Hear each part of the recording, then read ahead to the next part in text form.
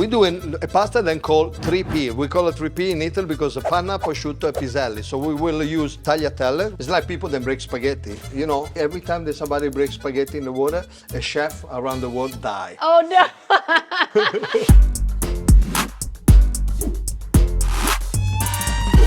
Welcome to an edition of Vince's at Home. We have a very special guest with us, Chef Mike or Michele. Michele, yes. Chef Michele comes from Italy. Yep. And I'll let you tell us a little bit about your history in a second, but he represents Garofalo Pasta, and his job is to go around the world to different events and meet with different customers and teach us about the wonderful products of Garofalo. Thanks for welcoming me here. No problem. Pleasure to be here. And what I can say about myself, Yes. okay, I started cooking when I was a kid. My mom, when I was a really baby, and I was crying, she always bring me nearby the kitchen while she was cooking. Yeah. And I think there, my passion started. What happened to me was like she noticed that when she was cooking lunch, for example, and she would put me next to her, I was quiet down, calm down, and looking at her like crazy. So I think that was the moment that my passion started. That's cool. We do a pasta then called 3P. We call it 3P in Italy because of Panna, Prosciutto, and Piselli. So we will use some cooked ham. We're gonna add some pea, then I just pre-cook it before, so they're ready to go in the sauce. And in that sauce, gonna be involved some Parmesan cheese, Parmigiano Reggiano, Yes, sorry. sir. Yes, sir. Because when I call it Parmesan cheese, some people can think in whatever, and Yeah. it's not whatever, it's the Italian one. And then a little bit of cream. We have our water on.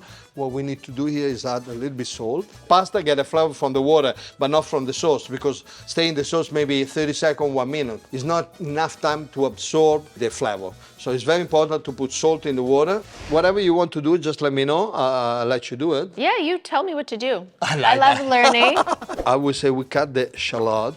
I'm not as smooth as you. Oh, you're right. You're doing well. The shallot is just to give a little bit base of flavor on the recipe. So I go on medium. We put a drizzle of oil. Put this inside straight away. The shallot roasted a little bit. Even the shallot we don't want to become too dark. Now we got our ham. We try to do cubes. Here is roasting. We can add our ham. A little bit more than half, but not all. And now we go with the peas. Now we roast a little bit, but just enough. And we add the cream. I use cooking cream, is fine. This one's 50%, it's up to you, the choice. Okay, now we let it go a little bit. We can drop the pasta already in. The egg pasta recipe, gonna use tagliatelle. Egg pasta grow much more than dry pasta. Dry pasta grow, but not like egg. So when we cook in this, I would say 1 net per person should be enough. When we drop the pasta, you see I didn't move the pasta straight away. That's because they're gonna break, because it's a dry. So now then it's a few minutes in the water, we can start to moving it, and you see the net open without break. You got the cooking time of any pasta on the box. In this case, 4 to 5 minutes. exactly, 4 to 5 minutes. 5 is the maximum, 4 is the minimum. And go with 4 minutes, and after thinking that by the time you strain it, you put it in the sauce, you toast it with the sauce, you add a little bit cooking water, gonna be that extra minute. So 4 for me is the best. We can put the timer, of course, it's the easy way.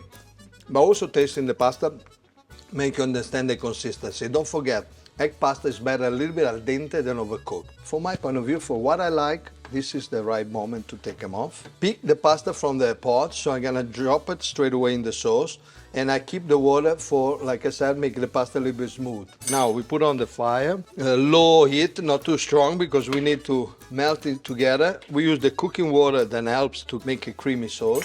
I go with the fork now, and I toast a little bit cheese, Parmigiano or Grana Padano. Everybody loves cheese, so. I don't add any more cream because I don't want this pasta to become too heavy. And the only way to don't make it heavy is like keep working and tossing and stirring. The consistency is fine. We just go away from the fire, turn it off. Yeah, that's perfect. You see, the consistency must be nice and light, even in cream. Go with your pasta in there and roll it. This helps you to put in the plate in a nice way and go in the middle and just go down. It's a nice presentation, and of course, tall is cool. To make this a little bit smoother, we just grab a cooking water. We want the right consistency to help us to dress the pasta well. So we go on the pasta. Oh, Michele, this looks so beautiful, like almost too good to eat, but I'm not gonna say that because I do want to try it. I'm very happy the successful dish is coming well, happy that you like it, and let's try it. Okay, let's try it. It's a wonderful recipe, very easy to be done. And kids will love it as we do. Thank you so much for showing Pleasure. us this beautiful recipe. Pleasure. I will surely try this at home.